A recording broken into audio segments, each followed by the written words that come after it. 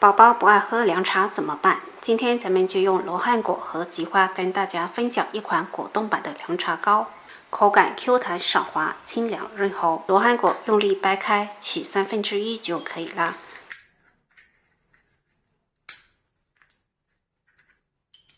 再来3-4朵菊花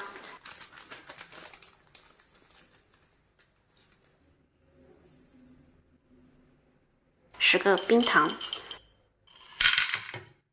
倒入1500毫升清水，大火烧开。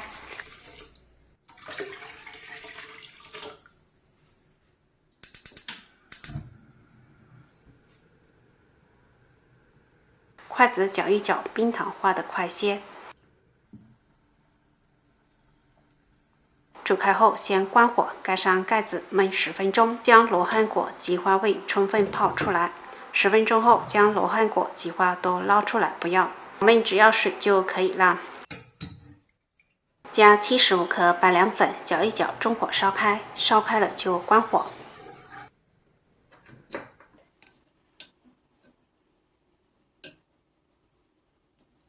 直接倒入玻璃容器中，放一旁晾凉定型。特意剩下一点装杯子中，小孩子嘛都喜欢这新鲜的东西，做妈妈的也是绞尽脑汁啊。定型后就可以将它划成小块食用了。单从颜色看，晶莹剔透的就让人很想吃上一口，再加上这么可爱的杯子，不怕宝宝不爱吃。口感 Q 弹爽滑，清凉润喉。不够甜的话，可以适当加少许蜂蜜拌匀，这样吃起来更有风味。好了，这期视频就分享到这里啦，拜拜。